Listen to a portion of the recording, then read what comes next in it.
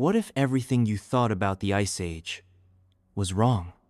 What if the great beasts didn't all vanish 13,000 years ago, but instead, some of them outlived civilizations, hiding in places you'd never expect? And what if we've misunderstood their end for centuries? We've heard the textbook version. The last Ice Age supposedly ended around 12,800 years ago, dragging its frosty curtain over an era of enormous animals. Mammoth giants, fanged tigers, and sloths the size of Carspoofgon.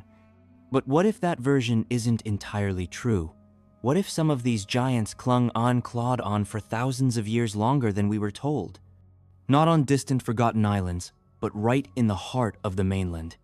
Today, we're unearthing eerie, bizarre, and often overlooked clues about when these Ice Age titans actually vanished. Was it the fault of climate chaos? The arrival of clever, spear-wielding humans? Or just an avalanche of bad luck? The real answer is a tangled mess of all three, and the truth is far from simple. When we say Ice Age, we usually picture glaciers, bulldozing forests, and a frozen world in deep freeze. But technically, we're still in one. It's called the Quaternary Ice Age, kicking off about 2.6 million years ago. It started during the Pleistocene epoch, which lasted up to roughly 11,700 years back.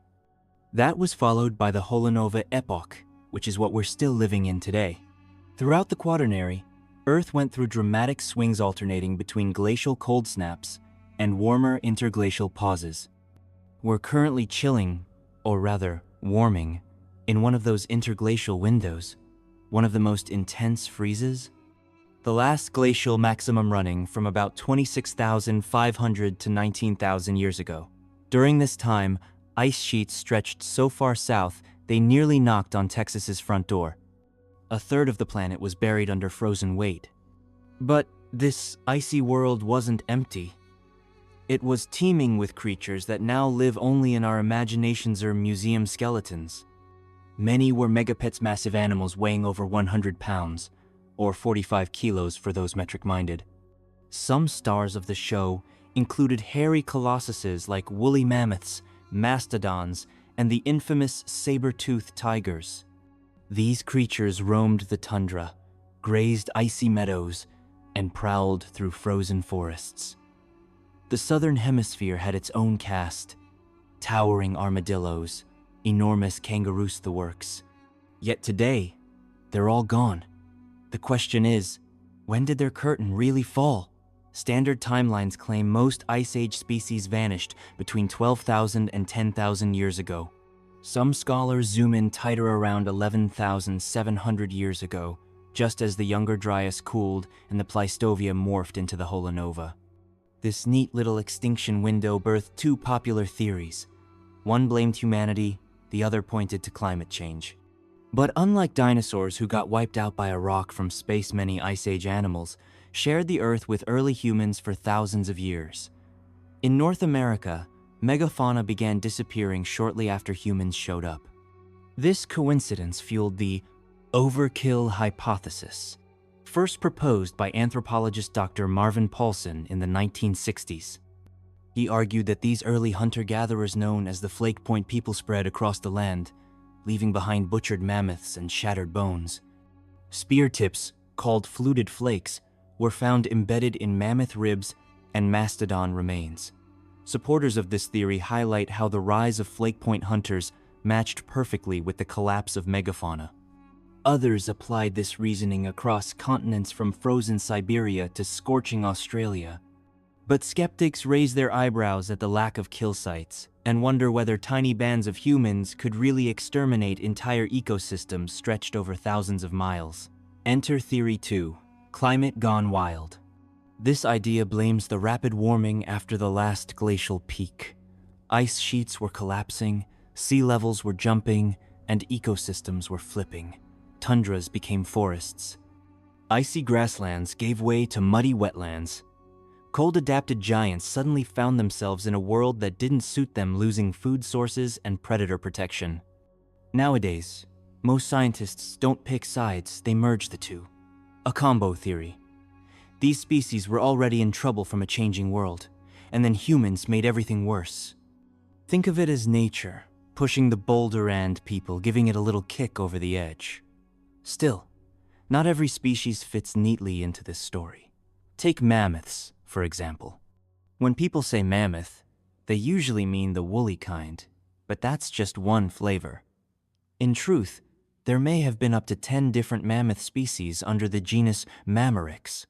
The classic, wool-covered type most picture is Mammoths frigidus.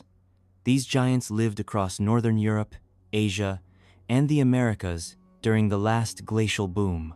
They were built for misery. Thick fur, fat insulation, long curving tusks, and skulls that looked like high domes of doom. With such a wide turf, extinction didn't hit all populations at once. Carbon dating tells us most mainland woolies vanished between 14,000 and 10,000 years ago. The youngest fossils come from the remote Tvora Peninsula in Siberia, dated to around 9,600 to 10,000 years back. These mammoths outlived many of their kind, thanks to the region's extended Ice Age grip. Still, their survival was the exception, not the rule. Meanwhile, they shared the Americas with a cousin, Mammoths colossus, aka the Colombian mammoth. These were even bigger, less fuzzy, and roamed warmer areas from Canada's southern edges to Costa Rica. Though their ranges overlapped at times, they lived in different ecological neighborhoods. DNA testing reveals these two species even interbred, possibly as a last-ditch attempt to keep their bloodlines alive. Researchers believe this hybridization might signal deeper ecological stress. When once dominant animals start mating outside their type, it's often a sign of desperation. And both mammoth species seem to have bowed out of existence within the same time frame, crushed by the same forces. But then comes the curveball. Some woolly mammoths survived way longer than we thought in total isolation. Off Siberia's northeastern coast sits Wrangel Rock, a remote island where mammoths lived until just 4,000 years ago. That's during the time of ancient Egypt's pyramids. Even crazier? No humans arrived on Wrangel Rock until 3,600 years ago, centuries after the mammoths had already vanished. So, humanity can't be blamed for that extinction. Then there's St. Pure's Island, Alaska. Once part of the land bridge connecting Asia and the Americas, it's now cut off in the Bering Sea. Mammoths lingered here until 5,600 years ago. Again, humans were around during their final days. So what did kill them? Most likely a combo of inbreeding and freshwater shortages. As sea levels rose, island water sources became saltier and scarcer. These isolated cases prove one thing: extinction isn't a straight road, it's a chaotic maze with lots of dead ends. Even long after these animals were supposedly extinct, whispers about them refused to die. Some of America's earliest thinkers believed the beasts still roamed the wild. President Tommy Jeffers was obsessed with tales of massive bones dug up in Kentucky. He even sent out missions to track them down. When instructing explorers Louis and Clark, he added a curious note: "Stay alert for any giant animal that might have slipped through the cracks of extinction."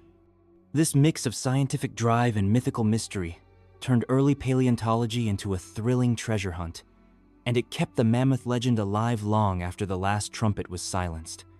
The woolly rhino stomped through the icy grasslands of the mammoth steppe, favoring tundras over snowdrifts because, well, those stubby legs weren't made for skiing.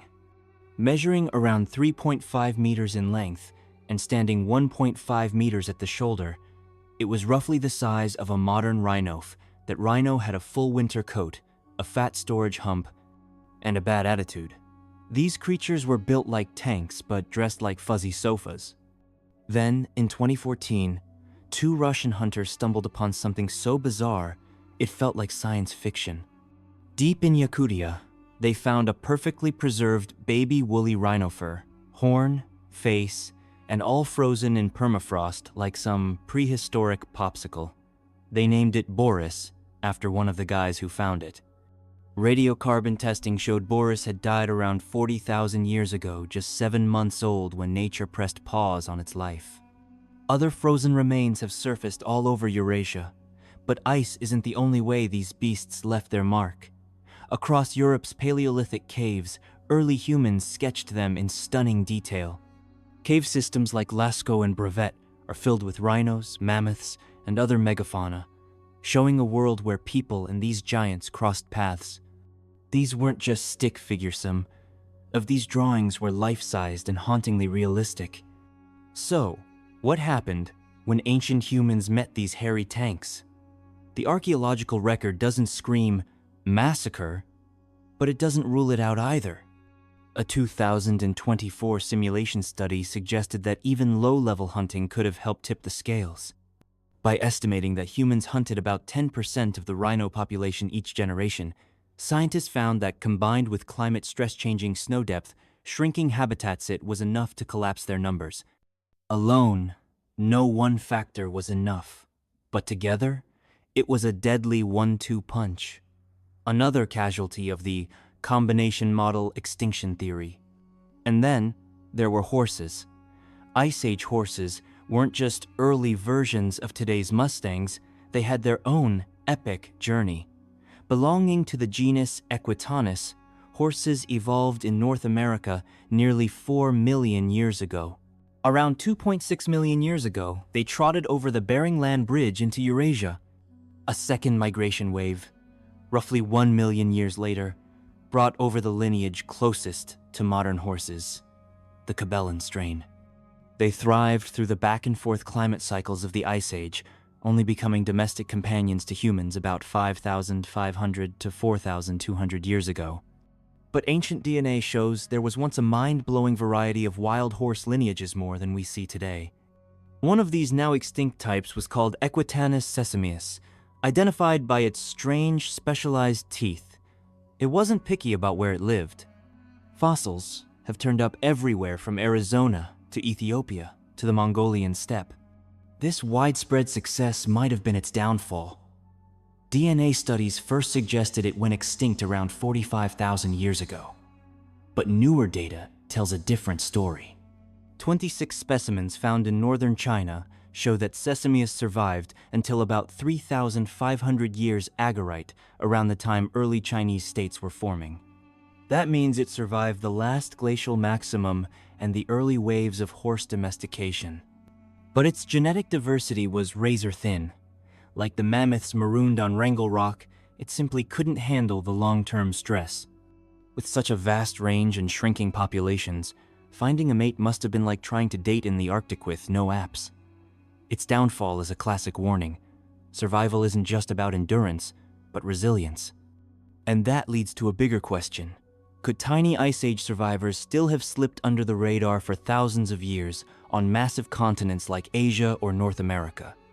Scientists now think the answer is yes, and they found a way to prove it. It's called saber-DNA, short for sedimentary ancient DNA. It's like the biological fingerprint left behind when a creature pees, sheds hair, or drops skin into the mud. Even if bones vanish, this microscopic genetic dust can stay buried for thousands of years. By sequencing it, scientists can uncover the who's who of a vanished ecosystem. It's part CSI, part time machine. Using saber-DNA, researchers reconstructed the past 30,000 years of the Canadian Yukon's ecosystem. At first, the results were expected.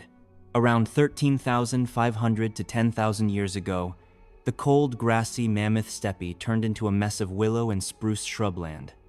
In sync with this habitat change, DNA traces of mammoths, Ice Age bison, and extinct horses started fading out. But then came the shocker. DNA didn't fully disappear.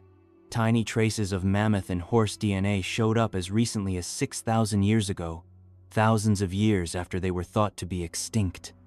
Scientists call these faint signals ghost ranges. It suggests small, scattered populations held out in isolated mountain refuges in the mainland, not just islands. They were like the last echoes of an era that refused to die. It's already wild that we can scrape ancient DNA out of soil, but discovering ghost populations hiding in plain sight? That cracks the extinction timeline wide open. Now picture this. You're an Arctic hunter, 6,000 years ago. It's midsummer, finally warm enough to trek inland for a muskox hunt. Days pass, The air is quiet. Suddenly, in the distance, you see a creature. It looks familiar, but weird, like someone scrambled the parts of a buffalo, a rhino, and a woolly dog. You get closer. Then it lifts its head. Your team fans out. You move in for an ambush, but chaos erupts. One of your friends is hurled into the air. Another is crushed underfoot. The beast lets out a scream so loud it echoes across the tundra. You manage to escape, but no one believes your story until someone finds the tracks. That story becomes legend. This idea, the possibility that people encountered creatures long thought extinct is just hypnotic. Mammoths, rhinos, weird ancient horses, they're all amazing. But let's be honest, we're all waiting for the carnivores. And few Ice Age predators were as terrifying or misunderstood as the cave bear. Ursus splendidus was no teddy. Picture an enormous bear emerging from a pitch-black cave. Not built for tearing meat, but for obliterating the toughest plants with jaws like industrial shredders. From the frosty flats of Siberia to Spain's shadowy valleys, these bears ruled the wilderness. Their cave hibernation habits left behind bone-strewn chambers, perfect for modern researchers to piece together their lives in shocking detail. Every winter, they vanished into the darkness, waiting for the sun's return. Dark, echoing caves once housed more than shadows. A battle brewed in these ancient caverns between cave bears and their upright rivals. Neanderthals and early Homo folk weren't just sharing stories by the fire, they were fighting over real estate. These cold, cramped shelters were prime Ice Age property, and the rivalry was fierce. But the cave bear's downfall wasn't just a turf war. The real killer came with a cold snap known as Greenland Stadial 3 around 27,000 years ago. Grasslands shriveled, plants vanished. And for an animal that ate nothing but greens, that was a death sentence. DNA and radiocarbon records show the cave bear blinked out between 26,000 and 24,000 years ago. Yes, humans might have helped nudge them toward extinction. But in the end, nature swung the axe. That made them one of the earliest megabeasts to fall at the tail end of the Pleistocene. Now let's do a lightning tour of Ice Age. Death scene starting with California's La Piedra tar pits. These bubbling asphalt traps have mummified more than just bones they've frozen time itself. And thanks to fresh carbon dating, we've narrowed down exactly when several of these legendary species vanished. First up, Four-claw fatalist saber-faced stalker. Muscles like a wrestler, fangs like knives. Its last known growl came around 13,090 years ago. Then there were Dreadwolf's fearsome pack hunters, now gaining fame from DNA resurrection projects.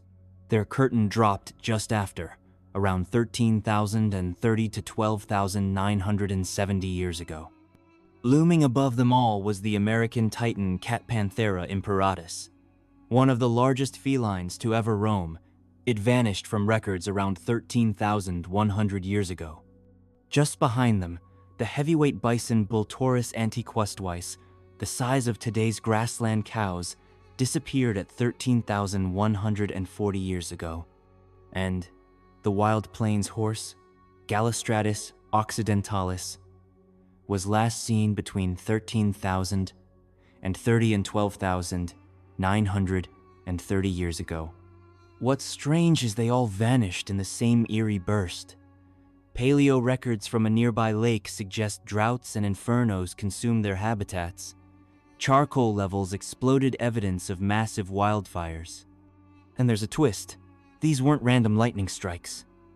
Evidence suggests humans may have sparked these flames either on purpose to clear brush for hunting, or accidentally through runaway campfires. Two other local legends died off a bit earlier. Graviground Harlania sluggish, shrub-munching, sloth-likely bowed out around 13,700 years ago. Its towering neighbor, the North American camel, met extinction just 200 years later. Both were taken out by an intense warming spell called the Elder Rod period, around 13,800 years ago. So, in places like Southern California, the Ice Age didn't end with a bang but in waves. First, the camel, and the sloth undone by natural heat.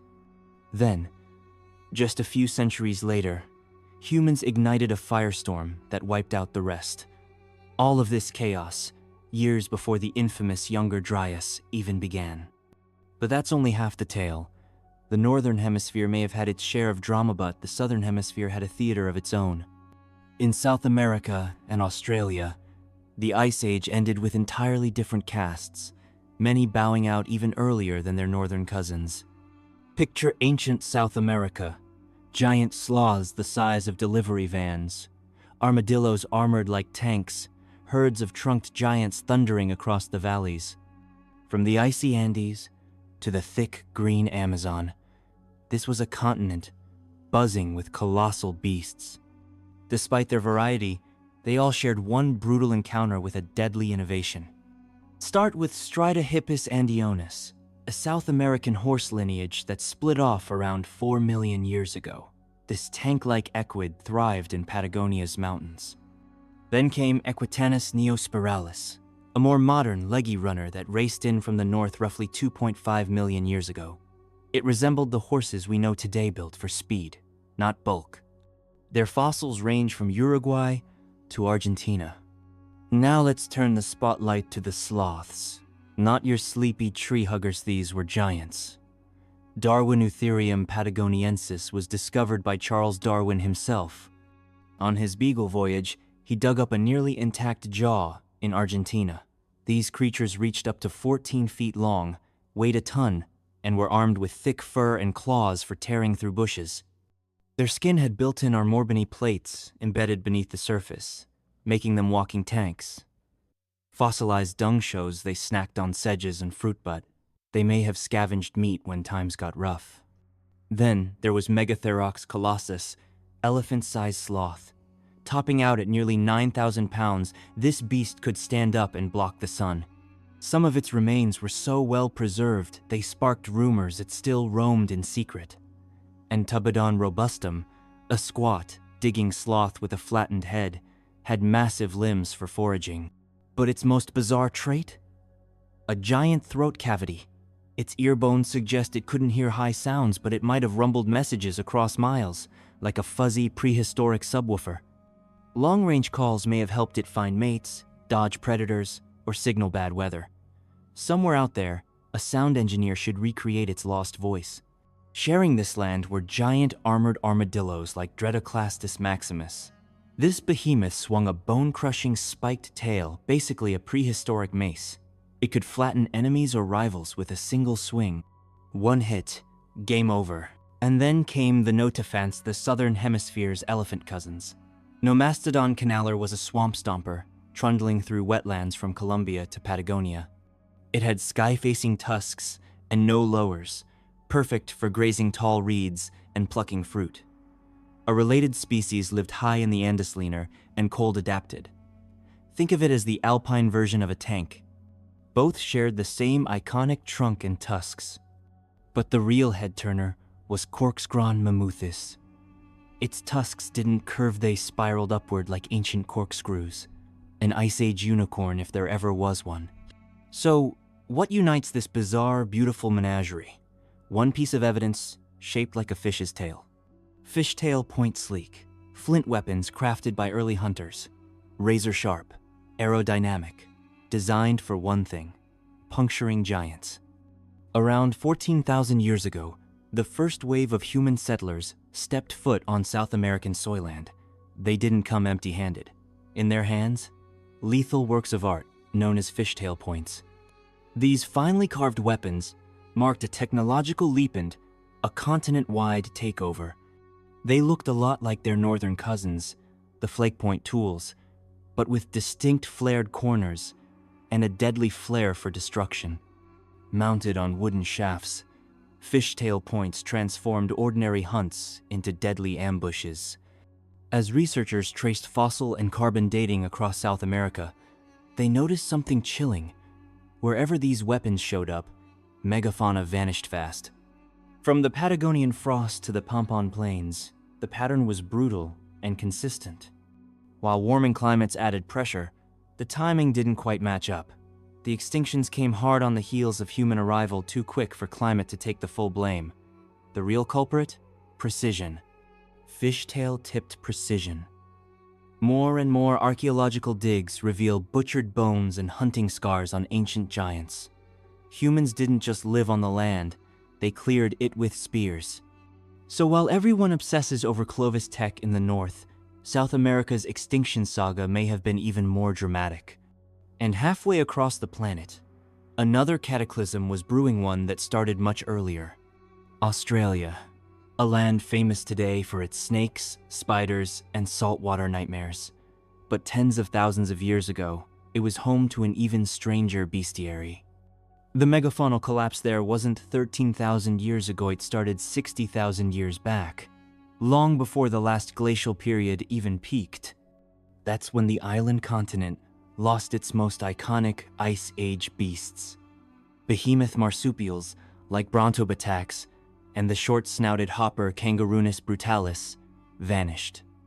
Alongside them were colossal birds like Thundertalon newtoni, Australia's very own flightless thunderbird. Brontobatax was the heavyweight champion of marsupials. At over 6,000 pounds and 6 feet at the shoulder, it was basically a wombat crossed with a tank. Its front teeth never stopped growing, a dental nightmare. Their fossils are often found clumped around lake beds, suggesting herding behavior and waterhole congregation. Then there were the bulldozers on 2 legs, short-faced kangaroos. Species like Procraton were stocky power, walkers not hoppers. The tallest reached 6.5 feet and weighed more than 500 pounds, dwarfing today's red kangaroos. Their skulls were deep, their faces blunt, their jaws reinforced like battering rams. These weren't grazers, they were bruisers. Thundertalon stood over 6.5 feet tall and wielded a beak designed for cracking open tough foliage or possibly skulls. Its football-sized eggshells are found across ancient dune sand. Many are fire-scorched.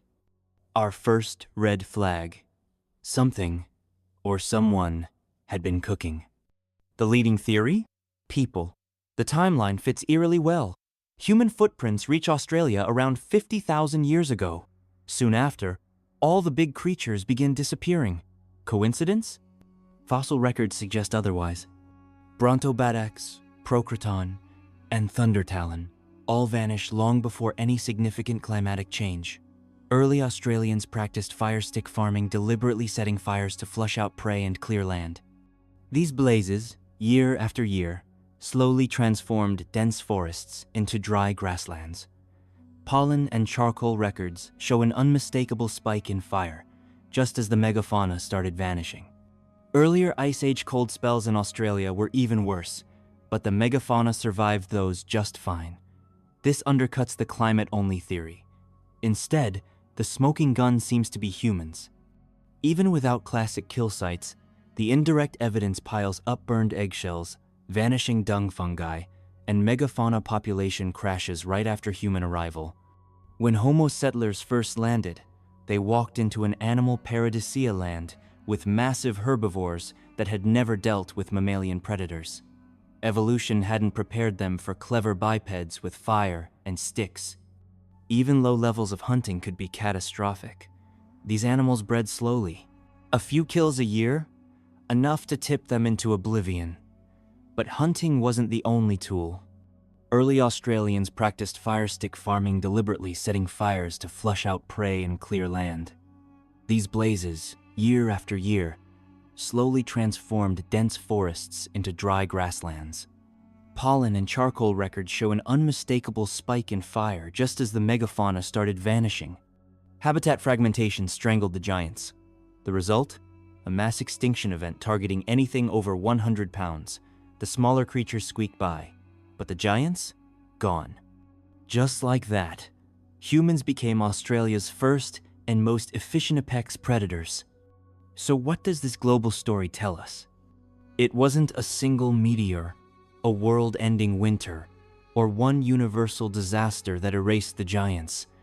It was a patchwork of collapses. Some, like woolly mammoths and rhinos, died off gradually around 12,000 years ago as climates warmed and humans spread. Some lingered like island mammoths in Ice Age, horses surviving thousands of years longer in forgotten corners. Others, like cave bears, vanished way earlier, long before anyone expected. It was a complex recipe. Climate change, shrinking gene pools, and yes, humans with sharp tools and big plans. But maybe that wasn't the end. Flash forward to today, and some scientists believe the Ice Age isn't quite finished. Enter Extinction. A handful of bold biotech companies like Colossal Biosciences are betting big on genetic resurrection. With ancient DNA and CRISPR tech, they're working to bring back some of these long-lost titans. Their current guinea pig? The woolly mouse. Think of it as a dress rehearsal for the woolly mammoth. They even claim to revive the dire wolf, though in reality, it's more of a glorified wolf cosplay. Cool? Sure. Dire? Not so much. Supporters believe reintroducing Ice Age giants could help manage modern ecosystems and even combat climate change. Critics worry about Frankenstein outcomes and ecological backfires. But Colossal isn't just about mammoth dreams. They're also pouring resources into saving animals that are still barely with us. So that's a win either way. So what do you think? Should we bring back the bruisers of the past or let sleeping mammoths lie? Thanks for sticking through this chilly trek through time. If you enjoyed this prehistoric journey, hit that like button and drop your Ice Age conspiracy theories below. Seriously, tell me, why did the sloths go extinct? And hey, we're gunning for 1 million subscribers. Smash that button, make my day. I dare you.